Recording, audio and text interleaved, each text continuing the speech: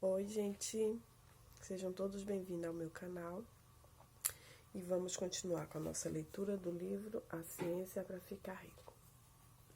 Não esqueçam de dar o like de vocês, compartilhar aqui como está sendo essa leitura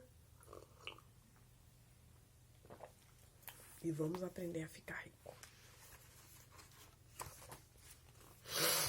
O ser humano não é pobre por falta do fornecimento de riqueza. Demonstrarei mais adiante que até mesmo os recursos do fornecedor informe estão à disposição daqueles dispostos a agir e pensar do modo certo.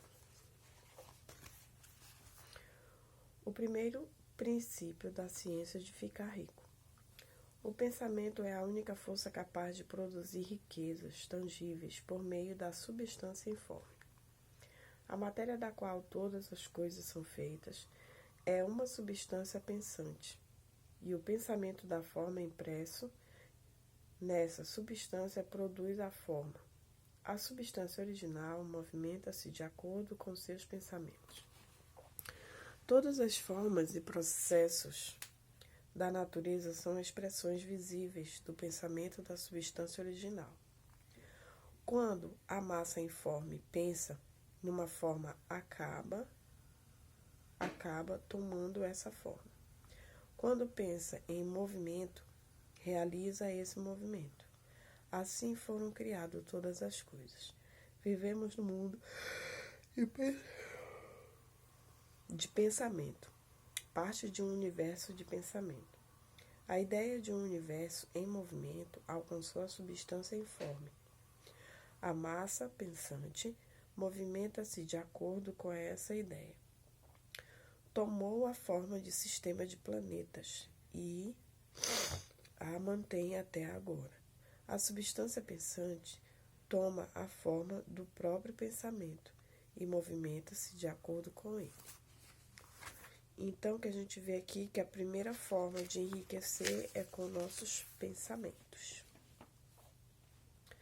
Pensando num sistema orbital de sóis e mundo, toma a forma desses corpos e os movimenta de acordo com seu pensamento. Pensando na forma de um carvalho de crescimento lento, movimenta-se de acordo com essa ideia e produz a árvore, embora o trabalho demande séculos para ser realizado.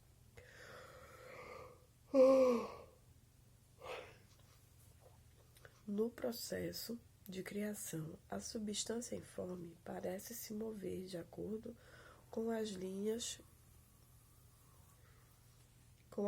de movimento estabelecidas por ela.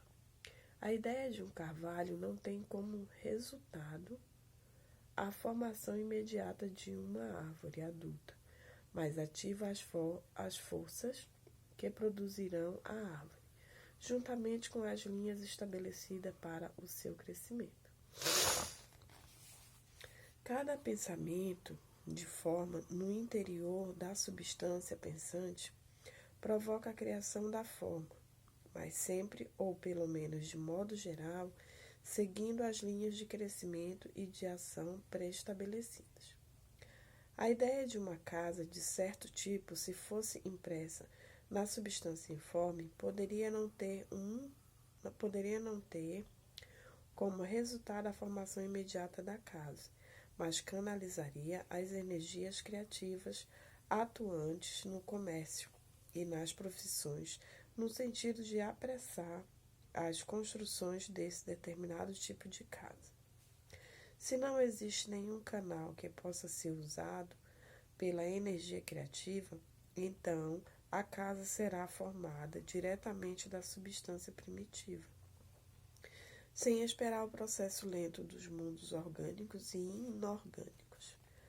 Nenhum pensamento de forma pode ser impresso na substância original, sem provocar a criação da forma. O homem é um centro pensante e pode originar o pensamento. Todas as formas criadas pelas mãos do homem devem existir antes em seu pensamento.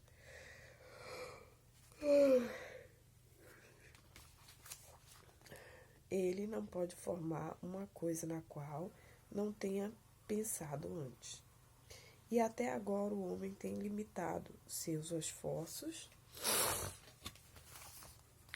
inteiramente ao trabalho das próprias mãos, aplicando o trabalho manual ao mundo das formas, buscando mudar completamente ou em parte o que já existe.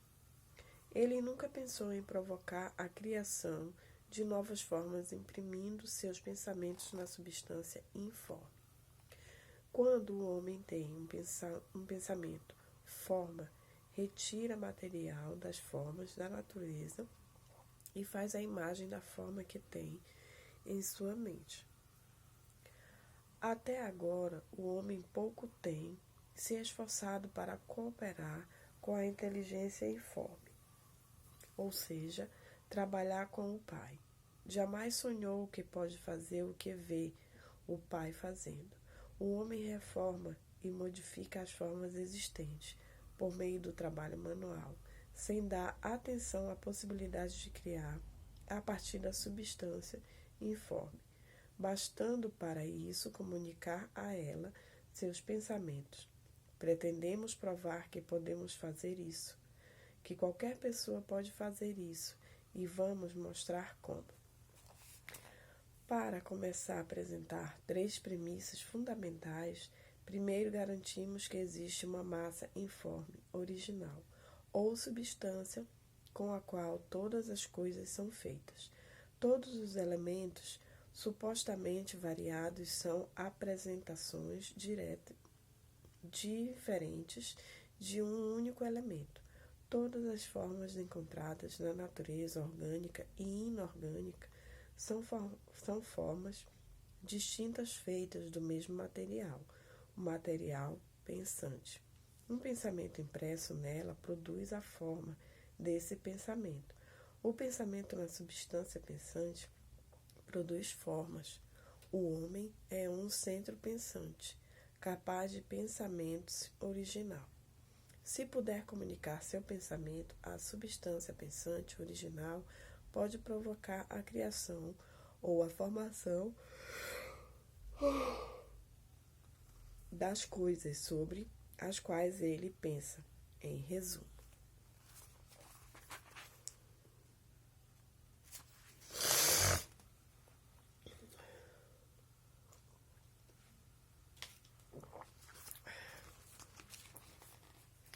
existe uma substância pensante com a qual todas as coisas são feitas, e que em seu estado original penetra nos interespaços do universo, preenchendo-os.